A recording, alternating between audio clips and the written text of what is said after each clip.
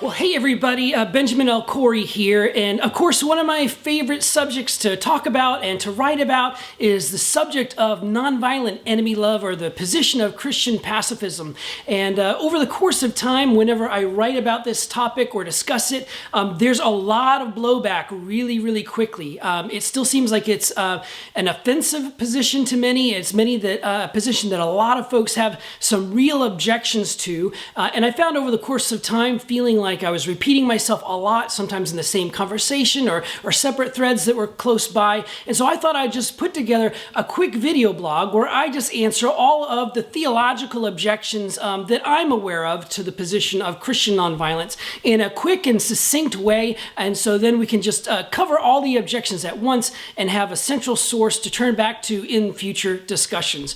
So let's talk about Christian nonviolence and talk about why some of the objections to it I don't think really stand. But first, let's go ahead and correctly define the position.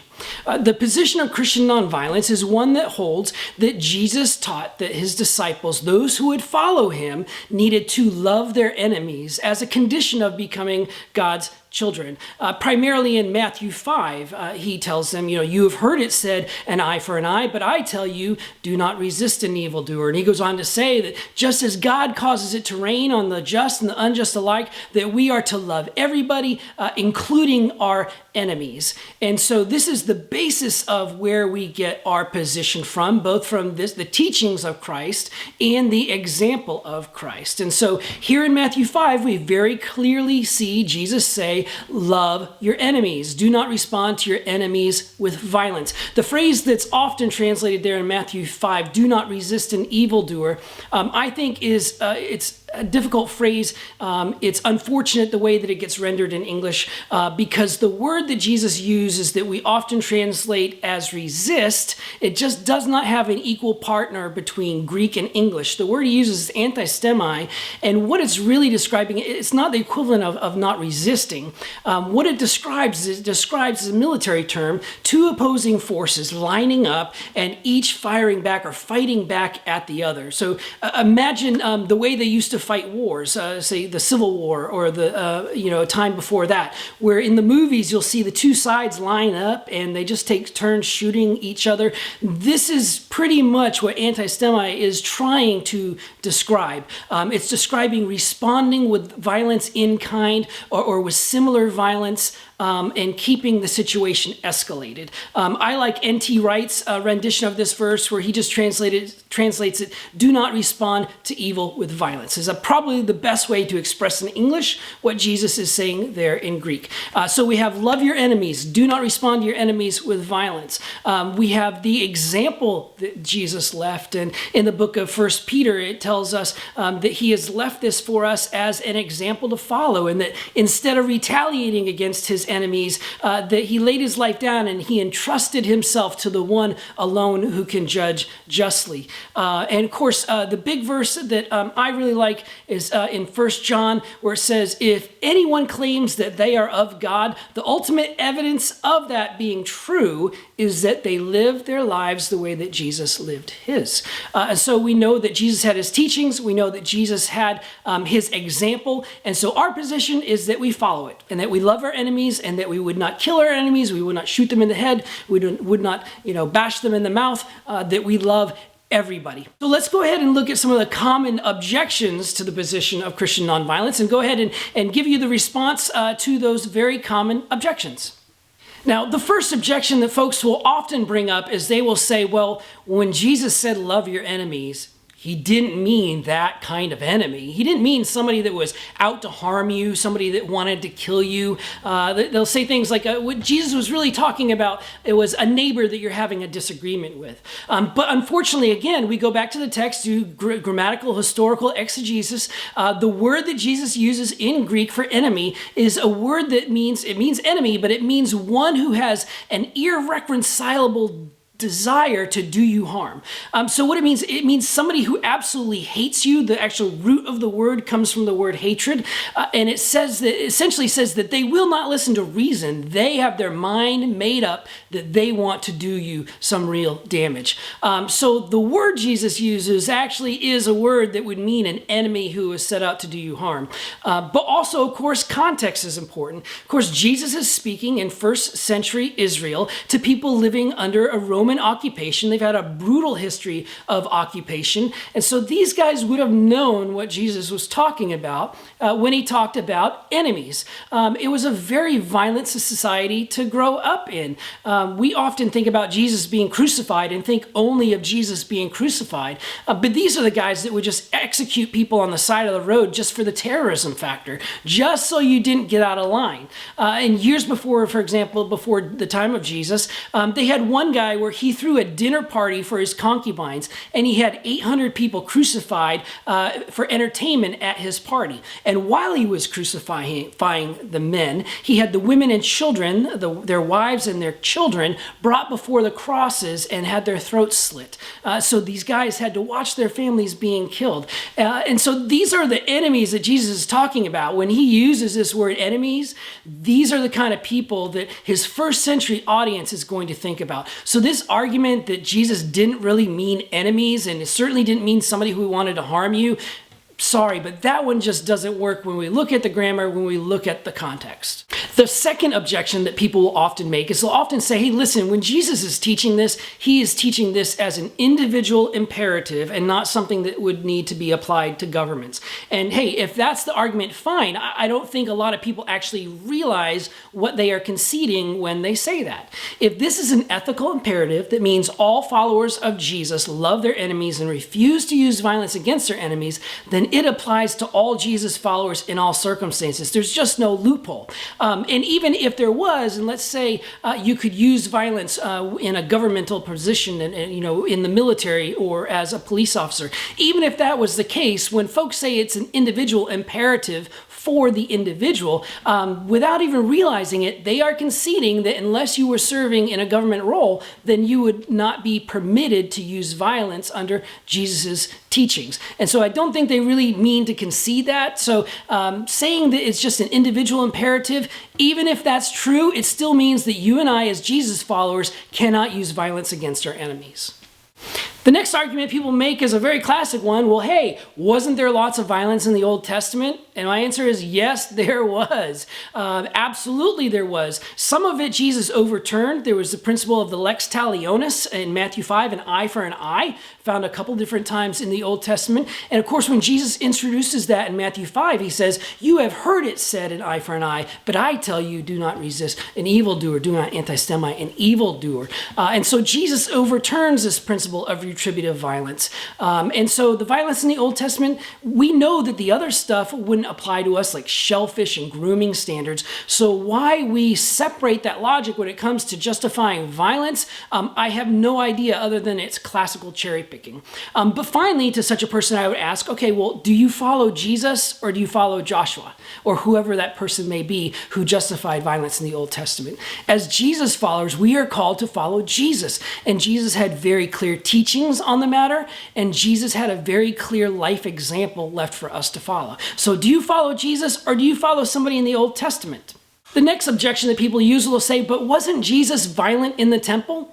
And the answer to that is, well, it all depends, but really no. Nothing in the cleansing of the temple narrative said that Jesus went in and beat the crap out of people. It says that he went in and he turned over tables and he chased out the animals. And so, yes, it says that he braided a whip out of some cords. I think the most likely candidate for that would have been his tzitzit, the cords that came down the tassels. It would have made a really easy way to shoo some of the animals out, but not a formidable weapon against people. But so to say that Jesus used violence against people in the temple is to read into Scripture, because if you go back and you look at that narrative of the temple cleansing, nowhere in it does it say that Jesus used violence against people. And of course, since we know everything has a context and the best interpretation of Scripture is Scripture, we go to the other parts. We know that, well, Jesus taught against violence in Matthew 5 and also in the Garden of Gethsemane with Peter, where he told Peter to put away his sword, that violence only begets violence. And so Jesus had this example, so we can turn to that and be like, okay, we probably should not read into scripture in that, because if it were true that Jesus beat up people in the temple, that would have been very inconsistent with the other things that Jesus had taught previously. And furthermore, I don't think the story would have ended the way it did if Jesus had beaten the tar out of some people. I think he would have been arrested on that day and not days later. Next argument from Luke 22. Didn't Jesus tell his disciples to go out and buy swords? Well, usually the people who claim this will not quote the entire passage, and nor will they attempt to do any kind of exegetical work around it. In this verse, where, at the Last Supper, they're getting ready to go out to the garden, and Jesus said that he who doesn't have a sword, sell his cloak and buy one. And then it says, the disciples said, "Look, Lord, here's two." And he says, "Enough. That's enough." The other part of the verse there in Luke, Jesus says, he gives them the context. He actually tells them why they need to bring a sword. He says, "For it is written, he must be counted among the lawbreakers." And so Jesus was trying to fulfill this Old Testament prophecy that the Messiah was going to be arrested as a criminal. That's why two was enough. We know that it could not have been for self-defense, because there was 11 of them going out into the garden, and two is not enough to defend yourself against an army of folks coming to arrest you. Furthermore, the disciples actually do get it wrong and actually do confuse what Jesus meant. And Peter pulls out the sword and chops off the ear of his enemy. And what does Jesus do? Number one, he rebukes Peter, tells Peter to put his sword away. He says, if you live by the sword, you'll die by it. And then he turns around and he heals the ear of his enemy. So nonviolent enemy love right up to the last moment. And then finally, people will argue Romans 13, where Paul says that the government does not bear the sword in vain. Now, nowhere in this does it endorse the Christian use of violence at all, nor does it actually even say that Christians are permitted to serve in those kind of governmental roles. Of course, the early church for the first 300 years said absolutely not, a Christian cannot serve in those roles. Remember, what Paul is talking to, Paul is talking, in the late 50s to people still living under this brutal occupation, and he is essentially warning them not to rebel against the government. And he's saying, listen, guys, for whatever purpose, God has established governments, and those guys, they do not carry those swords for no reason. If you rebel against them, you will find yourself on the wrong side of that sword. And what happens? Well, we know in AD 70, they did revolt against the Romans, and they were slaughtered because of it. We know that, that the Romans crucified about 500 people a day in Jerusalem until they ran out of wood. So the folks did not heed Paul's warning. We need to view this as a warning not to rebel against government, and just a recognition that they carry those swords for a purpose. And almost forgot, people like to make the argument of, what about the centurion? Jesus went and he saw the centurion and healed the centurion's servant, and he said, I have not seen a faith so great as this in all of Israel. And people will argue that, hey, if it was wrong for the centurion to be in the military, if it was wrong for him to use violence, Jesus would have rebuked him and said, and wouldn't have said that he had faith. And my response to that is, anybody can come to faith. A soldier can come to faith, as well as a tax collector, as well as a prostitute. Anybody can come to faith. You don't come into faith fully sanctified and with your life. You don't come into faith with your life altogether. It's a beginning, and you have faith, and then you begin a journey of what it's like to follow Jesus. So the fact that the centurion had faith in no way says that Jesus is endorsing violence. Now, the other thing is, this is an argumentation from silence, which is very interesting, because they won't use this argument on other issues.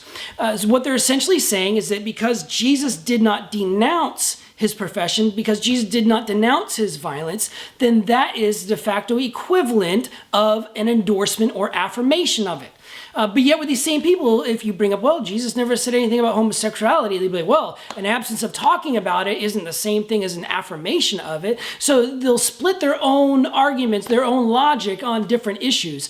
And the truth is, no, the absence of condemnation isn't the same thing as affirmation. You have to go deeper than that. And Jesus didn't bring it up when he was talking to the centurion. He only commented on his faith. Now, the other thing, I think Preston Sprinkle brings this up in his book, is that centurion would have been engaging in and actually leading idol worship as part of his role in the Roman military. And so Preston's question is, well, if idolatry and worshiping false idols is wrong, why didn't Jesus denounce it then? Why did Jesus say, I've seen nobody with such great faith? And again, it's an argumentation from silence. We know that idol worship is wrong. We know that worshiping false gods is wrong. So just because Jesus didn't bring it up doesn't mean that it's okay. So same thing with the violence of the centurion. Just because it didn't get brought up doesn't mean it's okay. For this to be true, you would have to look at every scenario where Jesus encountered a sinner, and every time Jesus fails to rebuke them, you would have to say, well, Jesus is affirming that.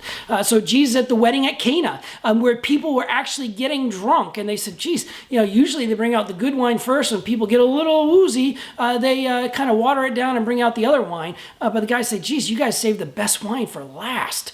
But yet there's no condemnation there of drunkenness, even though we know that drunkenness is a sin. So this, again, the absence of condemnation is not the same thing as an affirmation. So that's why you can't use the story of the centurion to be an argument that is pro-violence. Now, finally, there are other arguments, and I like to kind of put them under the umbrella of worldly arguments because they're not really theological arguments. They're just basic arguments of where people find the idea of nonviolence to be offensive. And so I'm not going to get into all of those arguments because I really just wanted to focus on the theological objections.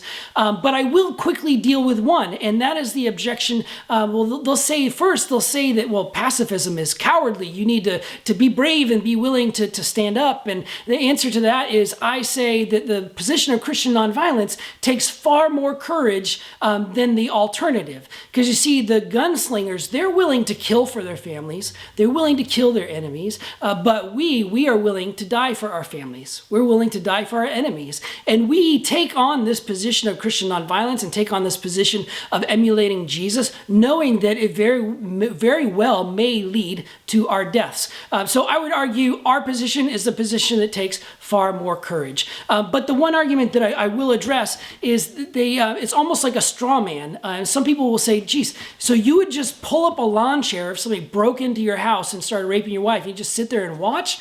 No, that's not what we believe at all. You see, those who hold to the position of Christian nonviolence and nonviolent peacemaking, we actually believe in intervening and dealing with issues of injustice. And in fact, if you look at the Anabaptist community, they're some of the most engaged people engaged in acts of justice and opposing that which is unjust and evil.